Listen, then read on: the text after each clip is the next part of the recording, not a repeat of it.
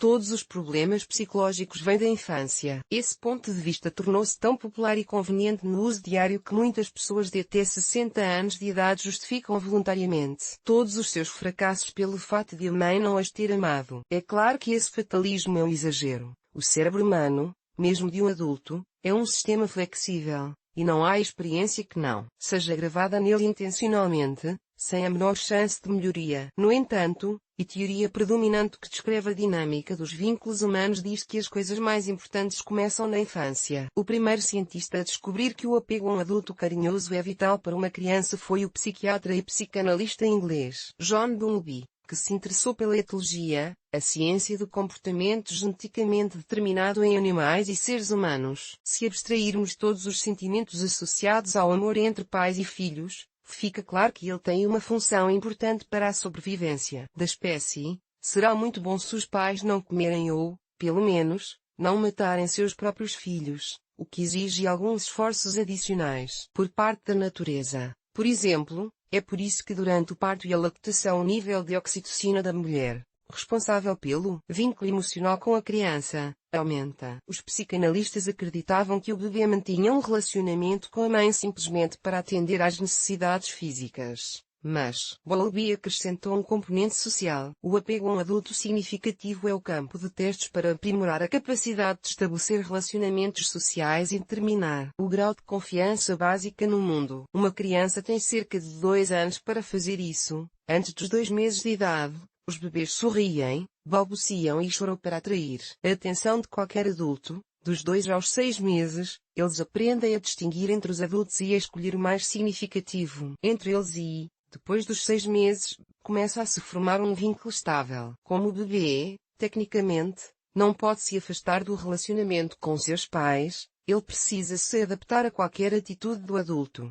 inclusive frieza, rejeição ou comportamento imprevisível. A psicóloga Maria Ainsworth, que compartilhava as ideias de Bowlby, investigou nas décadas de 1960 e 1970 como essas experiências afetavam os padrões de apego. Seu famoso experimento foi chamado de um familiar situativo na situação desconhecida. Os bebês e suas mães foram observados, primeiro em casa, avaliando como a mãe respondia a diferentes chamados da criança. Na idade de 1 ano a 1 ano e meio, os bebês e suas mães foram convidados para um laboratório especialmente equipado, onde diferentes situações foram modeladas. A presença da mãe e a separação dela, bem como o aparecimento de um estranho. Os pesquisadores estavam interessados em saber o quanto a criança ficaria perturbada com a ausência da mãe, o quão corajosa ela estaria, pronta para explorar uma nova situação, como ela reagiria a um estranho e ao retorno subsequente da mãe. Como resultado, Ainsworth identificou 4 tipos principais de apego. Essas crianças têm confiança de que a mãe pode atender às suas necessidades e pedem ajuda a ela quando enfrentam algo desagradável. Ao mesmo tempo,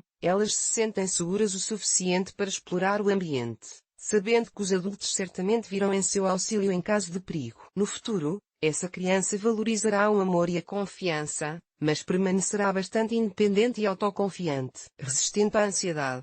Ela se forma quando a criança não tem certeza de que a mãe ou outro adulto importante estará presente quando ela precisar. É por isso que essas crianças reagem à separação de forma mais aguda. Desconfiam de estranhos e não estão muito prontas para agir de forma independente porque não se sentem completamente seguras. É interessante que essa criança tenha uma reação ambígua ao retorno da mãe. Ela fica feliz com esse retorno e, ao mesmo tempo, com raiva por ter sido abandonada. Essas crianças crescem inseguras em relação a si mesmas e em seus relacionamentos com os outros, pois muitas vezes precisam de mais da confirmação da reciprocidade, ansiosas e evitantes.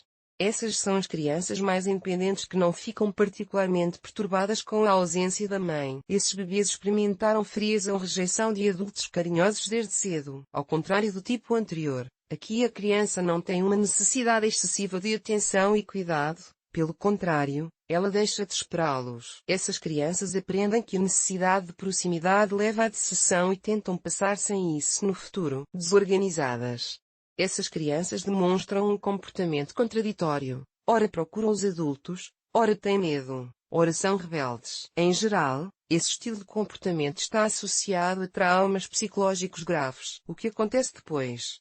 Como mostram os estudos americanos, como este, esses padrões iniciais de apego influenciam a formação de relacionamentos com os colegas. Se nada acontecer com a criança que quebra o padrão, esses comportamentos se consolidam. Na década de 1980, os cientistas Sidney Azan e Philip Xavier foram ainda mais longe e estenderam a teoria do apego aos relacionamentos românticos dos adultos, com base na lógica de que um relacionamento harmonioso em um casal, assim como o relacionamento de uma criança com um adulto significativo, é uma base segura que ajuda a enfrentar os desafios do ambiente. Nos adultos, 4 tipos de apego também foram identificados, correspondendo aos modelos infantis da classificação de Marian-Schwartz. Adultos com tipos de apego seguro têm maior probabilidade do que outros de construir relacionamentos românticos saudáveis e equilibrados. Eles são capazes de valorizar a si mesmos e a outra pessoa, formar laços fortes, mas permanecem autossuficientes e não se tornam dependentes do parceiro. As pessoas ansiosas se subestimam e superestimam o parceiro, tendem a ser codependentes e estão sempre buscando validação. Infelizmente, esse estilo de construção de relacionamento é, até certo ponto,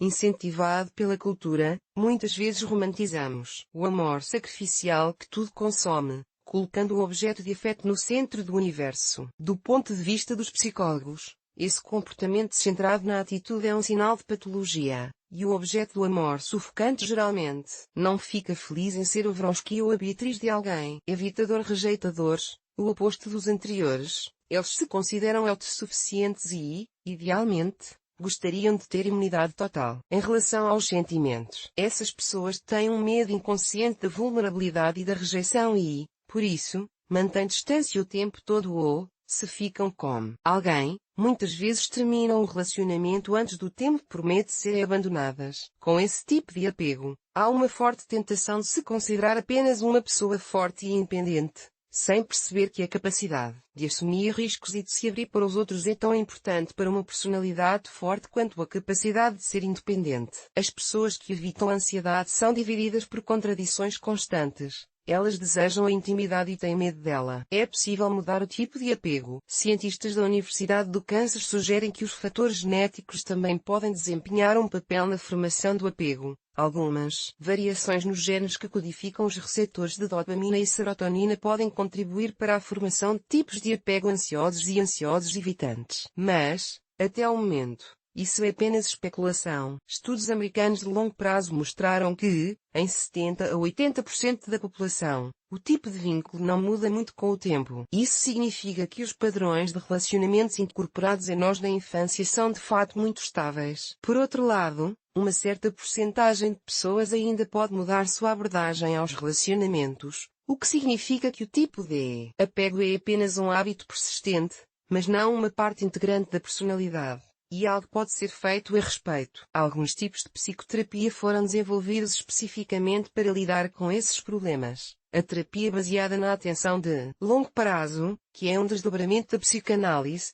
e a terapia focada na emoção de curto prazo, que é uma mistura de Gestalt, centrada na pessoa e outras terapias.